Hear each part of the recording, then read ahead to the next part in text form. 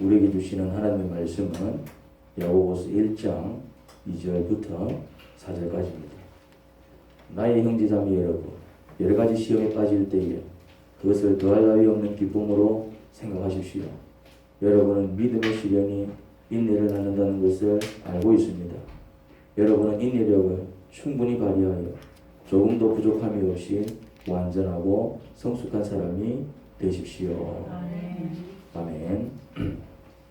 여러분, 시험이 뭡니까? 시험에 들었다, 시험에 빠졌다. 우리가 이런 말을 많이 쓰지요. 사실 교회 용어입니다.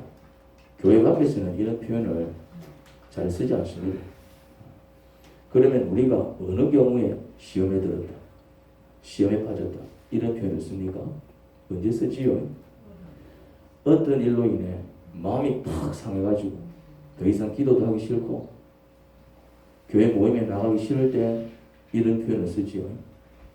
마음이 완전히 무너진 상태를 뜻합니다.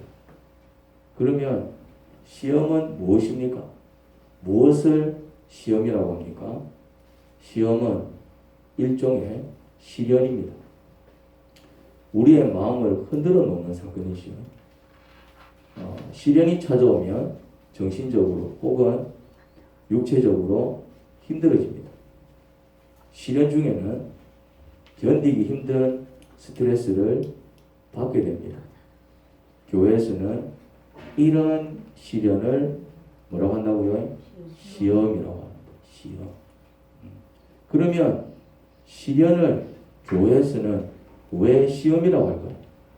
시련을 시련이라고 하면 되지. 왜 시험이라고 할까요? 내가 지금 시련 당했어. 이렇게 얘기하면 되는데 그런 말은 거의 쓰지 않습니다. 뭐라고 얘기합니까? 나 지금 시험 당했어. 시험 중이야. 시험에 들었어. 이렇게 쓰지. 나 지금 시련에 빠졌어. 시련을 당했어. 이런 말 잘 쓰지 않습니다. 우리가 그러면 왜 교회에서는 시련을 시험이라고 하는가? 우리가 알고 있는 이 시험의 원래 개념은 무엇입니까? 우리가 알고 있는 시험의 원래 개념. 학교에서 시험을 치지요. 시험을 왜 칩니까? 이제 두 가지 의미가 있습니다. 시험을 치르게 되면 가르치는 사람이 배우는 사람의 실력이 얼마나 되는지 판단할 수 있습니다. 곱셈을 가르쳤다 이 말이죠. 시험을 칩니다. 곱셈을 제대로 할 줄 알면 얘가 제대로 배우구나. 가르쳐줬는데 영 헤매. 그러면 얘는 지금 잘 못 배웠구나. 알 수 있죠. 그리고 그 사람의 실력에 따라서 어떻게 가르쳐야 할지 방향을 잡게 되죠. 얘는 좀 배우는 게 속도가 느리구나. 그럼 어떡합니까? 조금 천천히 가르치겠죠. 근데 얘는 가르치는 족족 다 이렇게 이해를 하는 거예요. 그럼 어떡합니까? 그럼 조금 더 빨리 가르치겠죠. 방향이 달라집니다. 하지만 그것 말고 또 다른 의미가 있습니다. 첫 번째 의미고, 시험을 치게 되면 시험을 치는 학생들이 자기 실력을 깨닫게 됩니다. 자기 실력을. 딱 시험을 치르고 나면은 내가 무엇을 알고 있고 무엇을 모르는지 정확하게 알게 됩니다. 틀렸다. 왜 틀렸을까요? 몰라서 틀렸습니다. 아니면 잘 몰랐든지. 그냥 어쨌든 정확하게 알지 못하면 정답을 쓸 수가 없습니다. 아예 모르든가 이거 뭐지? 아니면 이거 배웠는데 이거 들었는데 그래도 정확하게 알지 못하면 정답을 쓰기가 어렵죠. 본인이 뭘 느낀다고요? 내가 이 문제를 잘 모르는구나. 아니면 내가 분명히 배웠는데 내가 정답을 못 쓰는구나. 아니면은 술술술술 써나갑니다.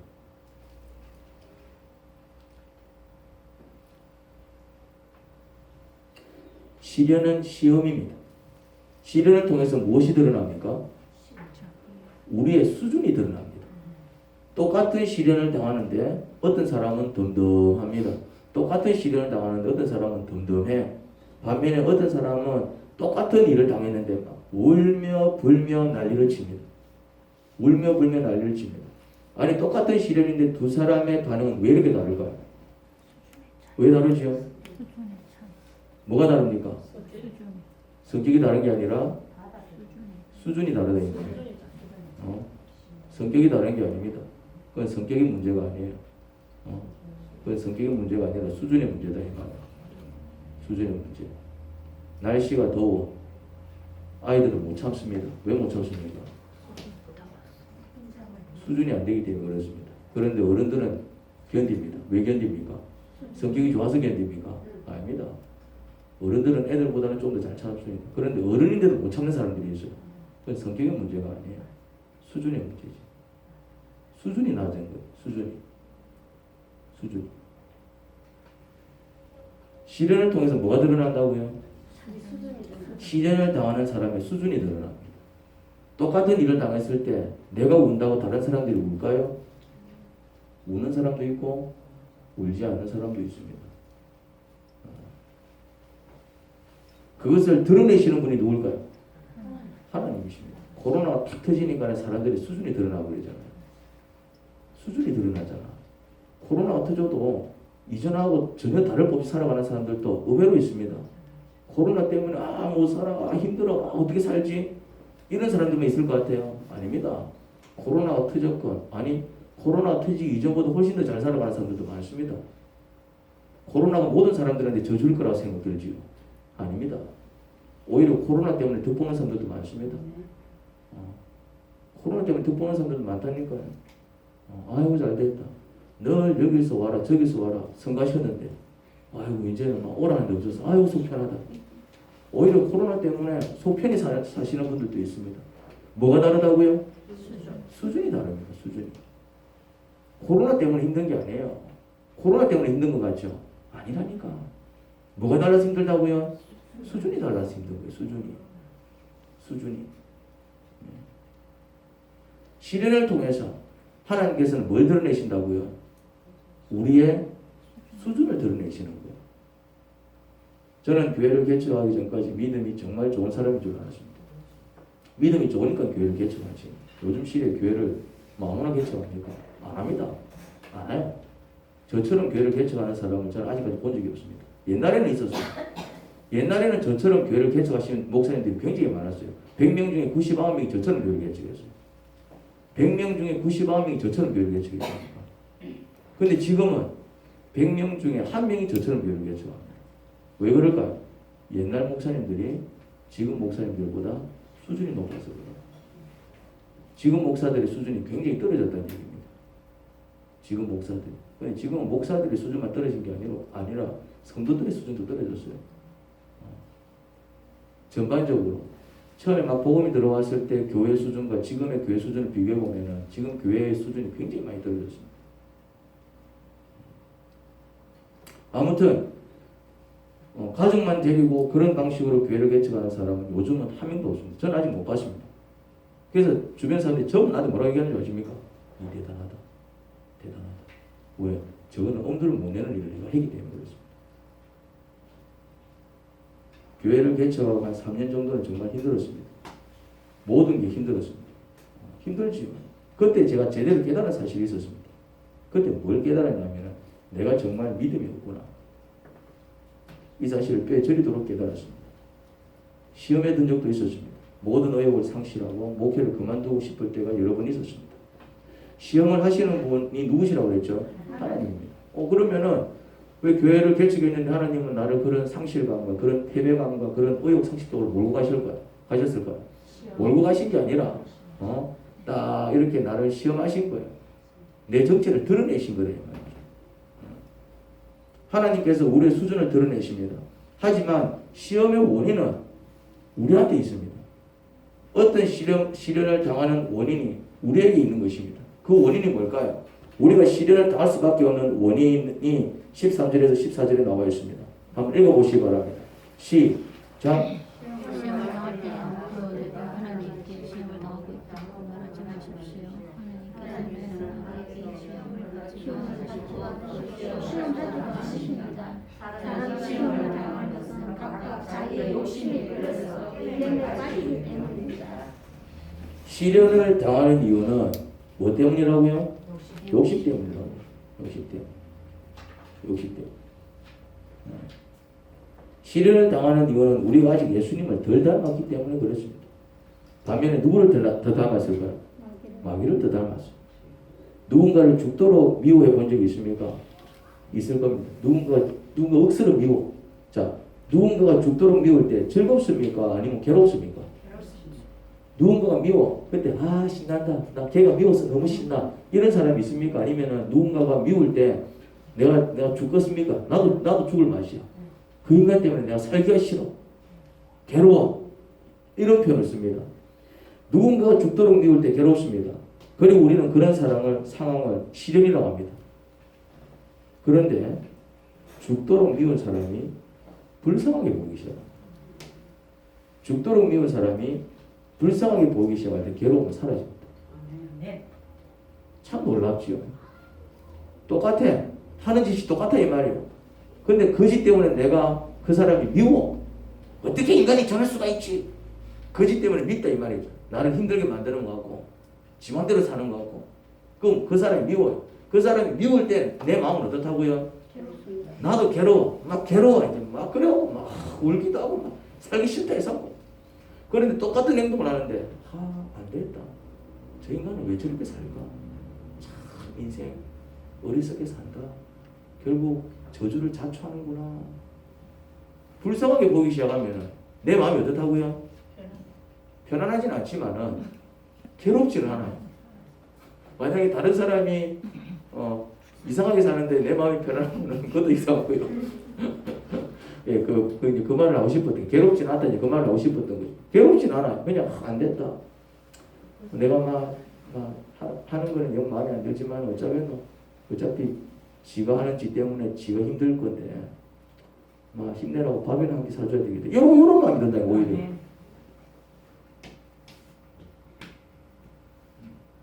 그러면 그때부터 보람을 느끼죠.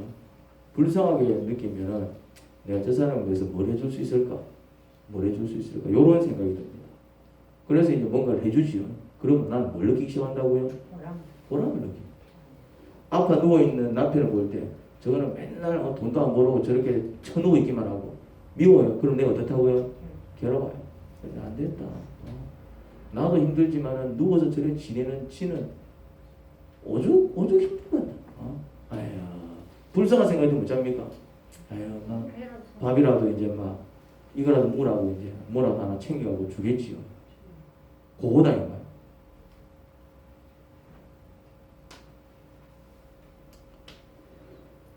여러분 한번 생각을 해보십시오. 누군가가 죽도록 미운 마음은 예수님을 닮은 모습일까요? 마귀를 닮은 모습일까요? 마귀를 닮는 누군가가 불쌍하게 느껴지는 것은 예수님을 닮은 모습일까요? 아니면 마귀를 닮은 모습일까요? 왜 맨날 나만 쓰기고 나만 고생해야 돼? 이 생각은 예수님을 닮은 모습일까요? 아니면 마귀를 닮은 모습일까요? 시련이 찾아오는 이유는 우리의 모습이 예수님을 닮지 못하고 마귀를 닮았기 때문입니다. 그리고 하나님은 그 시련을 통해서 우리의 모습을 예수님의 모습으로 빚어나가십니다. 이 원리를 아셔야 됩니다. 이 원리. 딱 시련이 찾아왔다. 그거는 시련이 찾아온 게 아니라 그 상황을, 어떤 상황이 나한테 찾아왔는데 내가 그 상황을 견디지 못하는 것입니다. 시련은 어떤 상황이 찾아왔을 때 내가 견디면 시련이라고 하지 않습니다. 근데 어떤 일이 닥쳐왔는데 내가 견디지 못할 때 그걸 뭐라고 얘기합니까? 시련이라고 얘기합니다. 남녀가 성인이 되어서 결혼을 합니다. 결혼을 하게 되면 임신을 하지요. 그래서 아이를 낳습니다. 아이를 낳아요. 그때는 뭐라고 합니까? 그때는 다들 뭐라고 해요? 아이를 낳았어요. 뭐라고 얘기합니까? 잘됐다.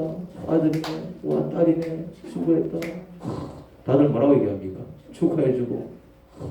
그런데 15살짜리가 사고를 쳐가지고 아이를 낳았어요. 뭐라고 얘기합니까? 야, 이 쳐 죽이려나? 이거 누구애고? 본인도 내가 이 아들 키우지? 하다 버릴까? 왜 똑같이 아이를 낳았는데 누구는 축복이고 누구는 저주입니까? 왜 15살짜리가 아이를 낳으면 저주고 이제 성인이 딱 이렇게 이제 결혼해서 아이를 낳으면 그건 축복입니까? 그렇지. 수준이 안 된다 이거 수준이. 15살짜리는 아이를 키울 수 있는 수준이 안 되는, 감당이 안 되는 거예요. 감당이 안 되는 거 이게 뭐가 되는 겁니까? 시련이래. 이거 어쩌지? 이거 어쩌지? 그런데 이제 딱 이렇게 성인이 된 사람이 딱 이렇게 직장을 구하고 그래서 이제 가정을 꾸려서 딱 아이를 낳으면은 딱 아이를 얻었을 때 어떤 느낌입니까? 내가 어떻게 한번 키워볼까? 이걸 어떻게 한번 키워보지? 뭐가 있습니까? 자신감이 있잖아. 잘 모르지만 어떻게든 한번 키워봐야 되겠다. 책임감이 있고. 뭐가 다릅니까? 수준이 다르다니까. 수준이. 어떤 똑같은 상황이 닥쳐왔는데 누구는 이렇게 하면 되겠다. 이렇게 해야 되겠다.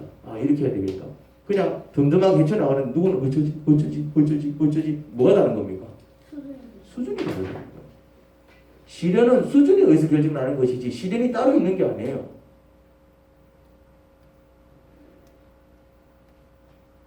결국 그러면은 이 시련을 주시는 분이 하나님이신데 하나님께서는 이 시련을 통해서 하시는 일이 있습니다. 우리의 수준을 드러내신다고 그랬죠. 우리의 수준을 드러내신 다음에 뭘 하실까요? 이제 수준을 드러내는 거예요. 감당하지 못하는 내 수준을 드러내는 거예요. 믿음 없는 내 모습을 드러내는 거예요. 막 걱정하고 있는 내 모습을 드러내는 거예요. 불안해하는 내 모습을 드러내는 거예요. 두려워하는 내 모습을 드러내는 거예요. 우리 그럴 때 있잖아요. 그러면 나는 이제 막 힘들어지는 거예요. 감당하지 못하는 내 모습을 드러내는 거예요. 그럼 막 원망하고 불평하기 시작한다 이 말이죠. 자, 그렇게 먼저 우리의 정체를 드러내십니다. 그 다음에 하나님께서는 뭐 하실까요? 빚어나가신다 이 말이죠. 빚어나가야 돼요. 성장시키신다 이 말입니다. 어떻게? 그 방법이 뭘까? 그 방법이 하나님께서 시련 중에 우리를 빚어나가실 때에 그 방법이 뭘까? 그게 기도입니다. 시련은 우리의 욕심 때문에 옵니다. 욕심 때문에. 내가 뭔가를 갖고 싶은데 가지지 못하니까 그게 시련으로 느껴지는 거예요. 내가 뭔가가 먹고 싶은데 먹지 못하니까 그게 시련으로 느껴지는 거예요. 저 사람이 이랬으면 좋겠는데 내 생각대로 안 움직여주니까 그게 시련으로 오는 거예요. 내가 이렇게 됐으면 좋겠는데 내 뜻대로 되지 않으니까 그게 시련으로 오는 거예요. 그게 괴로움으로 온다 이 말이죠. 아이들이 내 뜻대로 좀 커졌으면 좋겠는데 막 저거 마음대로 자라는 거야. 그러니까 괴로운 거죠. 그게 시련으로 온다 이 말이죠. 결국 시련은 어디서 온다고요? 내 욕심에서 오는 거예요. 먹고 싶은 거 아마 됐다 하는 순간 시련 사라져 버린다는 거네. 입고 싶은 거 다음에 입지 하는 순간 시련 사라진다는 거네. 내 뜻대로 안 크는 아이들 막 어쩌겠노? 내 인생 내 맘대로 되는 게 또 아닌데 뭐 너의 인생이 내 맘대로 되나? 하는 순간 어떤 일이 벌어진다고요? 더 이상 시련이 아닌 거예요. 시련은 뭐에서 온다고요? 그것에 대한 욕심이 여전히 내 속에 있기 때문에. 시련은 우리의 불신 때문에 오는 것입니다. 불신. 하나님을 믿지 못하는 것이죠. 그래, 주께 맡기자. 내가 어떻게 할 수 있는 문제가 아니구나. 주님, 어찌하면 좋겠습니까? 맡기는 순간 내 마음이 평안해진다니까. 그런데 내가 해결하지도 못할 문제를 그냥 내가 붙들고 있는 거예요. 어쩌지. 시련은 우리의 불순종 때문에 옵니다. 불순종 때문에. 시련은 우리 마음대로 산 결과입니다. 하나님께서 주신 것에 만족하지 못하고 욕심을 부린 결과요. 하나님을 믿지 못하고 늘 염려하고 걱정 속에서 산 결과요. 하나님 말씀에 순종하지 못하고 내 하고 싶은 대로 산 결과입니다. 그 결과가 뭐로 다가온다고요? 시련으로 다가오는 것입니다. 그런 이유 때문에 우리가 시련을 당합니다. 하지만 하나님은 그 시련을 통해서 우리를 예수님의 모습으로 빚어나가십니다. 다시 말해 시련을 통해서 우리 안에서 욕심을 빼내십니다. 내가 견디기 힘들잖아. 살려면 어찌해야 될까요? 욕심을 버려야 된다 이 말이죠. 내가 견디기 힘들어. 그럼 살려면 어찌해야 됩니까? 하나님을 믿어야 되는 거예요. 내가 지금 너무 힘들어. 괴로워. 살려면 어찌해야 됩니까? 하나님께 순종해야 된다. 이런 방식으로 하나님께서 훈련시켜 나가십니다. 이런 방식으로. 다시 말해 시련을 통해서 뭔가를 더 가지려는 욕심을 버리게 하시고 하나님께서 주신 것으로 만족하고 기뻐하는 삶을 살게 하시고 시련을 통해서 더 이상 염려와 걱정 속에서 살지 않고 하나님을 의리하며 살게 만드십니다. 그리고 시련을 통해서 더 이상 자기 뜻대로 살지 않고 하나님 뜻에 순종하며 살게 만드십니다. 이게 시련이 주는 유익입니다. 하지만 시련을 겪는다고 해서 무조건 그렇게 되는 건 아닙니다. 조건이 있습니다. 그 조건이 뭐냐면은 시련 중에 기도할 때. 이 조건이 참 중요합니다. 시련 중에 뭐 할 때? 기도할 때. 어떤 기도? 믿음의 기도를 할 때. 시련을 당하면 모든 사람들이 기도를 합니다. 심지어 스님들도 똥을 누다가 똥통에 빠지게 되면 그 순간 아이고 하나님 한다고 하지 않습니까? 우스갯소리로 그런 얘기를 하더라고요. 기도는 쏟아내는 것에서 출발합니다. 아픔을 쏟아내고 분노를 쏟아내고 걱정을 쏟아내고 질병을 쏟아내고 상한 감정을 쏟아내는 것에서 출발합니다. 이거 쏟아낼 줄을 알아야 됩니다. 하지만 쏟아내기만 하면 안 돼. 쏟아내는 것에서 출발합니다. 쏟아낼 줄 알아야 됩니다. 하지만 쏟아낼 줄만 알면 안 돼. 쏟아낸 다음에 그 기도는 간구로 이어져야 합니다. 그리고 그 간구는 내 마음이 바뀌든 환경이 바뀌든 둘 중에 하나가 바뀔 때까지 기도해야 합니다. 시련을 당한다고 해서 무조건 예수님처럼 닮게 되는 건 아니에요. 오히려 그 시련을 통해서 사람이 더 독해지거나 악해질 수도 있습니다. 시련을 당할 때 막 자기 힘으로 막 어떻게든 막 내가 막 버텨버리라, 내가 막 악바리로 막 독바리로 막 깡닥으로 이렇게 버텨버리면 어떻게 된다고요? 버티기는 버티는데 사람이 막 독해진다는 거예요. 그래서 자수성가한 사람들의 특징이 뭐냐면은 또 악바리들이 많습니다. 독해요. 사람들이 독하고 냉정하고. 왜 그렇게 됐을까요? 살아남기 위해서 자기 자신을 괴물로 만든 것입니다.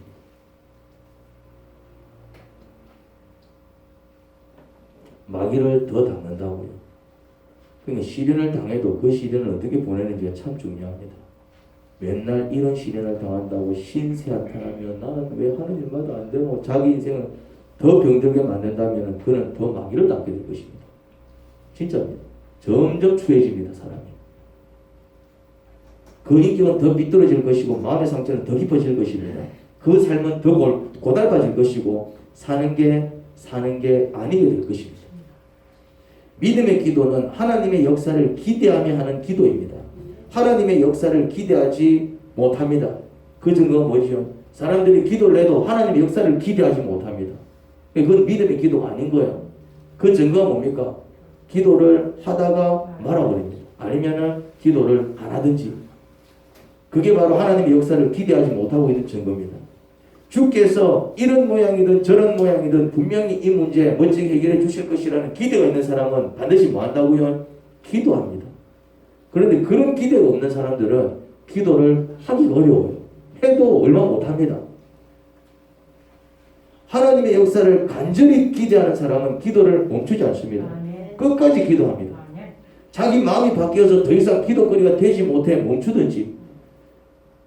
무슨 말인지 이해됩니까? 문제가 해결되는 건 아니지만은 굳이 그 문제 때문에 내가 마음이 어지럽고 힘들잖아. 그냥 막 그러려니 받아들이는 거예요. 내 마음이 평안해진 것입니다. 이것도 기도 응답이에요, 사실은.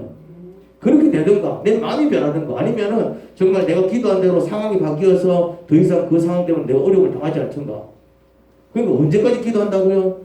둘 중에 한 가지가 바뀔 때까지. 내 마음이 편안해지든가, 아니면 상황이 이제 좀 이렇게 좋은 형태로 바뀌든가, 아니면은 둘 다 변하든가. 마음은 마음대로 여전히 괴로워. 그렇다고 상황이 바뀐 것도 아니야. 그런데 기도를 얼마나 멈추는 이유는 하나님에 대한 기대가 없기 때문입니다. 그런 기도는 기도의 모양만 갖추었을 뿐 믿음의 기도라고 할 수 없습니다. 하나님은 그런 기도를 기도로 인정해 주지 않습니다. 그래서 우리는 기도했다 그러지만 하나님은 네 언제 기도했는데 이런 말씀을 하시는 거예요. 기도했잖아요. 이렇게 얘기하는데 네 언제 기도했냐? 시련은 괴롭습니다. 그래서 누구나 그 시련을 피하려고 합니다. 하지만 그 시련을 피하면 시련이 다시 오지 않습니까? 시련을 피한다고 해서 그냥 끝나는 것입니까? 자, 바다에서 수영을 해본 적이 있습니까? 물놀이를 해본 적이 있습니까? 바다 수영이 힘든 이유가 뭡니까? 이렇게 민물에서 노는 것보다 바다에서 놀면 체력 소비가 더 큽니다. 왜 그런 줄 아십니까?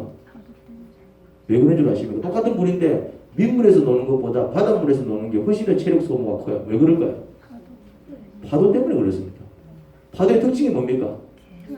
오고 싶으면 오고 한참 있다가 안 오고 싶으면 안 오고 내가 또 쳐야 되겠다 싶으면 파도 이리 칩니까? 아닙니다. 파도의 특징이 뭡니까? 계속 밀려옵니다. 그게 파도입니다. 그래서 바닷가에서 놀아보신 적 있습니까? 파도는 피하고 피하고 이제 다 30분 나오면 사람이 막 골록합니다. 민물, 바닷물에서 놀면은 이게 재미는 있는데 체력은 빨리 소모된다니까요. 근데 강에서 놀면은 늘 잔잔합니다. 그냥 이게 수영을 하는 건지 안 하는 건지, 내가 물에 떠 있는 건지 물에서 자는 건지 그냥 동동동동동동동동.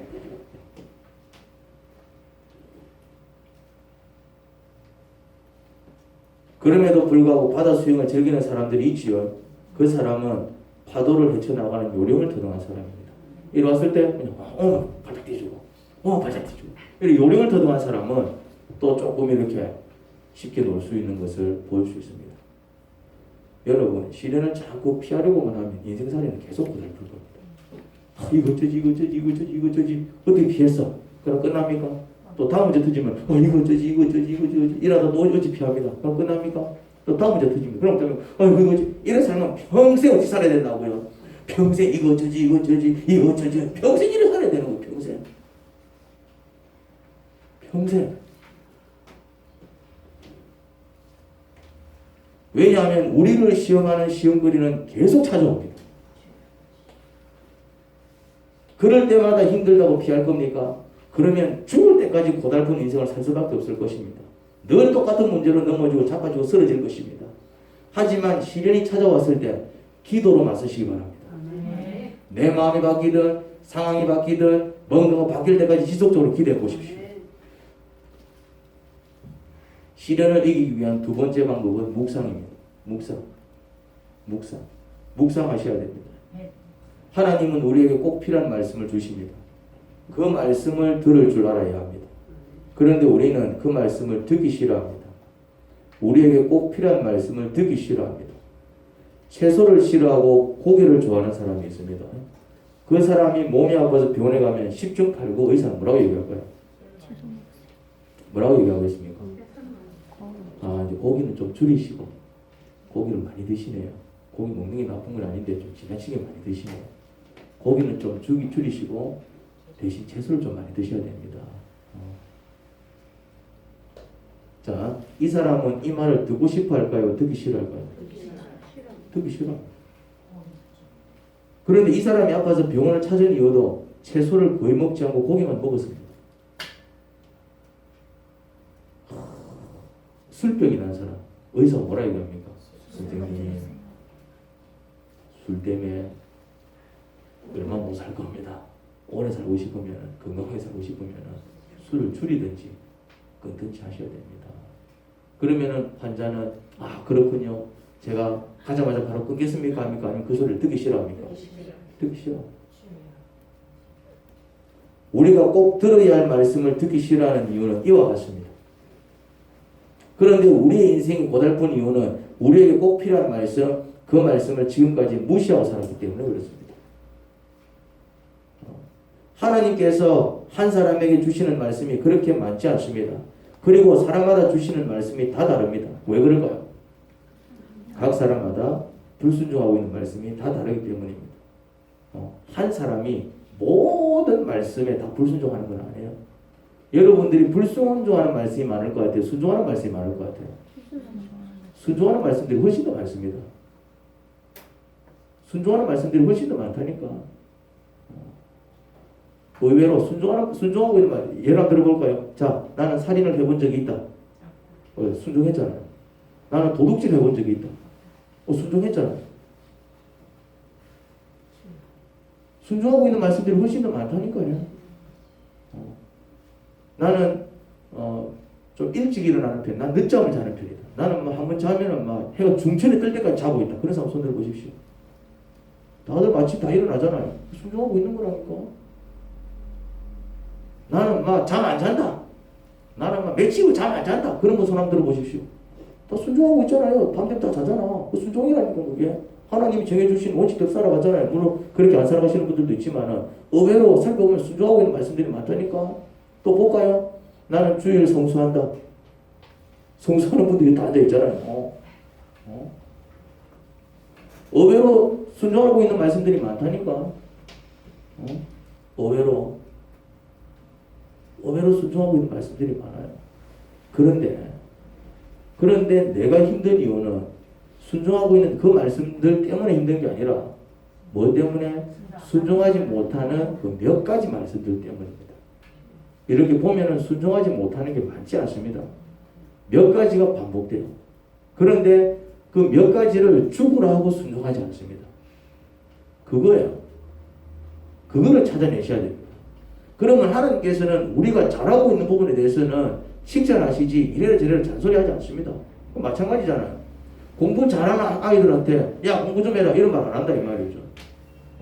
왜? 얘는 말아서 공부를 잘하는데 오히려 무슨 말을 하겠습니까? 걔가 잘 못하는 부분, 자꾸 반복해서 실수하는 부분에 대해서 이러쿵저러쿵 얘기한다 이 말입니다. 하나님이 우리에게 말씀하시는 때도 마찬가지입니다. 많은 말씀을 하시는 게 아니라 딱 내 마음에 감동을 주시는 말씀은 사실 그렇게 많지 않습니다. 그 몇 가지가 반복이 돼요. 몇 가지가. 그러면은 그 몇 가지가 반복될 때 그 몇 가지가 뭐란 얘기입니까? 그게 바로 내가 잘 순종하지 못하는 내 인생을 불행하게 만드는 요소다 이 말입니다.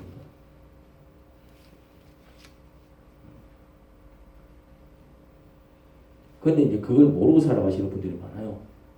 그거를 찾아내는 게 뭐다? 그게 묵상인 것입니다. 그거를 찾아내야 돼요. 그거를. 그러면 찾아내서 뭐 하면 될까요? 찾아냈다. 내가 이런 말씀에 순종하지 못하고 있구나. 내 문제를 찾아냈다. 그러면은 그 다음에는 어떻게 하면 될까요? 그게 이제 기도 제목인 것입니다. 그게 기도 제목인 거예요. 하나님 보니까 저는 좀 이런 성향을 가지고 있습니다. 이런 성향 때문에 이런 성향과 관련된 하나님 말씀은 전부 다 불순종하는 거예요. 예를 들어서 성미가 급한 사람이 있어요. 저도 좀 성미가 급한데 우리 최 목자님이 성미가 급하고 그 피를 물려받은 제가 성미가 급하고 그 피를 물려받은 우리 구세라가 성미가 급해요. 이거는 이제 어쩔 수가 없는 거예요. 이제. 그런데 성미가 급해요. 성미가 급한 건 어쩔 수가 없어. 그런데 성미가 급하다 보니까 이런 사람들의 특징이 뭡니까? 성미가 급한 것과 관련된 부분에 있어서는 다 불순종하는 거예요. 예를 들면 이런 겁니다. 이대원 목사 사랑하는 아들아, 그거는 좀 참아보지. 그건 조금만 기다려보지. 그럼 내가 이해할까요? 안 할까요? 이해합니다. 이해하고 내가 참을 수 있을까요? 못 참을까요? 내가 기다릴까요? 못 기다릴까요? 못 기다리는 거예요. 왜 못 기다립니까? 분명히 하나 말씀 들었어. 그래서 기다려야 되는구나. 근데 나는 기다려야지 하는데도 나는 못 기다려. 왜 못 기다립니까? 성미가 급하니까. 성미가 급하니까. 저는 그래서 택배로 물건을 구입하면은 그 물건이 올 때까지 저는 스트레스를 받아요. 저는 택배로 물건을 구입하잖아요. 그럼 그게 내 손에 들어올 때까지 난 스트레스를 받아요. 왜 그럴까요? 이해가 안 되죠. 왜 저러지? 성미가 안 급한 사람은 이해를 못해. 근데 성미가 급한 사람들은 이래 얘기할 거고 나도 그런데 이래 얘기할 겁니다. 무슨 말 이해됩니까? 제가 한 예를 든 겁니다. 한 예를. 한 예를. 그러면은 내 같은 사람은 어떤 말씀에는 절대로 순종 못한다? 성미 급한 것과 관련된 말씀은 전부 못하는 거야. 못하게 되어 있습니다. 그러면은 그게 뭐가 된다고요? 기도 제목이에요. 하나님, 죄송한데 저는 기다리는 걸 잘 못합니다. 기다리는 걸 잘 못합니다. 그래서 뭔가를 기다려야 될 때 그것이 완성될 때까지 저는 스트레스를 받습니다. 이거 어떻게 하면 좋겠습니까? 라고 할 때 누가 나를 붙잡아 주신다고요? 하나님이 나를 붙잡아 주시고 내가 할 수 없는 그것을 하게 만드십니다. 누가요? 하나님. 그래서 묵상이 중요하다는 얘기예요. 여러분들한테도 그런 게 있다니까요. 무슨 말인지 됩니까? 저는 제 어떤 성미 급한 걸 말씀을 드렸는데 그거 말고도 몇 가지가 더 있습니다. 여러분들한테도 그런 게 있다니까요. 다른 데서는 잘해. 큰 문제가 없어. 근데 딱 그런 상황, 딱 그런 경우, 딱 그런 어떤 처지가 되면은 내가 막 어떻게 못해가지고 막 성질이 난다든지 짜증이 난다든지 막 내가 스트레스를 받는다든지 마음이 불편해가지고 그런 경우들이 한 가지 두 가지 몇 가지씩 있다니까. 그것 때문에 힘들게 사는 거예요. 왜? 그런 일은 늘 오기 때문에. 그런 일은 늘 오기 때문에. 그럴 때 뭐 한다고요? 묵상을 통해서 내가 어떤 사람인지를 빨리 파악을 해야 되는 거야. 나한테 이런 결함이 있구나. 나는 이런 사람이구나. 나는 뭔가가 내 눈에 꽂히면은 나는 무조건 사야 되는 사람이구나. 이런 사람들도 있다니까요. 그런 사람들은 미치는 거요. 미치는 거예요. 이제 뭔가 꽂히면 미치는 거예요. 이제. 그래서 내가 그거를 살 수 있는 돈이 있으면 상관이 없어. 돈이 없으면 미치는 거예요. 내가 그걸 할 수 있으면 상관이 없는데 할 수 없는 상황이 되면 나는 미치는 거예요. 예를 들자면 그런 겁니다. 그런 어떤 내 문제를 발견하게 될 때마다 뭐 한다고요? 하나님, 저는 이런 사람입니다. 저는 눈에 꽂히면 무조건 사야 됩니다. 근데 나는 이걸 지금 살 수 있는 형편이 못 됩니다. 또 내가 지금 이걸 사면 안 됩니다. 어떻게 하면 좋지요? 했을 때 내가 할 수 없는 그것을 하게 하시는 분이 누구시라고요? 하나님이시죠. 묵상을 통해서 내 문제가 무엇인지 깨닫고 기도를 통해서 내 문제를 바로잡아 나갈 때 고달픈 인생이 술술 풀리는 것을 경험합니다. 여러분, 시련은 이유 없이 찾아오는 게 아닙니다. 물론 시련은 하나님께서 우리를 시험하시는 것입니다. 하나님은 그 시련을 통해서 우리의 수준을 드러내십니다. 우리의 정체를 밝히십니다. 우리의 시련 앞에서 우리의 연약함이 다 드러나지요. 우리의 수치와 부끄러움이 다 드러납니다. 왜 그럴까요? 시련이 찾아오는 원인이 우리 안에 있기 때문에 그렇습니다. 우리의 욕심, 우리의 불신, 우리의 불순종, 그런 것이 시련의 원인이죠. 시련이 힘들다고 피하기만 한다면 우리는 평생 같은 문제로 넘어지고 자빠지는 아픔을 겪어야 할 것입니다. 하지만 그 시련을 우리 자신을 돌아보는 기회로 삼고 하나님께 순종하지 못하고 있는 말씀이 무엇인지 찾아내어 왜 순종하지 못하는지 그 원인을 밝혀내고 그 원인을 기도 제목으로 삼고 나간다면 그 시련을 통해서 우리는 예수님을 더 닮게 되는 축복을 누리게 될 겁니다. 저 방송 안 돼요? 배터리가 다 됐어요. 배터리 충전 안 되지? 충전하고 있는데 안 돼요. 달리는 게 더 빨라요. 충전되는 거. 하나님 아버지 은혜를 감사합니다.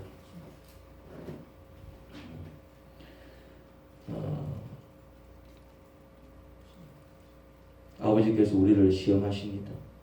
그런데 시험하시는 이유는 인원하면서 우리 마음대로 사는 저희를 괴롭히기 위해서가 아니라 그렇게 계속 살 때 우리가 더 힘들어질 것을 아시고 그 시련을 통해서 우리의 모습을 알려주기 위해서 너희가 그런 자들이야. 언제까지 그렇게 살래? 그래서 저희의 허물을 빚어주시고 새롭게 만들어주시기 위해서. 하지만 그 의도를 깨닫고 기도하는 자들이 있고 정말 주님의 뜻이 뭔지 알려고 묵상하는 자들이 있는가 하면 그냥 그 시련 속에서 신세 타령, 팔자 타령하면서 자기 자신을 더 망치는 어리석은 자들도 많이 있습니다. 하나님 아버지, 저희는 그런 어리석은 자들이 되지 않게 하시고 오히려 시련을 당할 때 기도로 맞서게 하소서. 시련을 당할 때 묵상으로 맞서게 하소서. 그냥 저희의 허물이 무엇이며 욕심이 무엇이며 잘못이 무엇인지 깨닫고 자복하게 하시고 하나님의 능력으로 그 시련을 헤쳐나가게 하소서. 그리고 정말 묵상을 통해서 주의 뜻이 무엇이며 내 정체가 무엇이며 나는 무엇을 못하고 있으며 무엇을 믿지 못하고 있고 무엇을 순종하지 못하고 있으며 무엇 때문에 이 고생하는지 이 아픔을 겪는지 깨달아 주께 도움을 구하고 나를 새롭게 빚어주실 그 하나님을 기대하는 그런 마음으로 신앙생활을 하게 하소서. 그러면 밝아질 것이고 그러면 맑아질 것이고 그러면 회복될 것이고 새로워질 줄 믿습니다. 하나님 저희를 붙들어 주세요. 예수님 이름으로 기도합니다.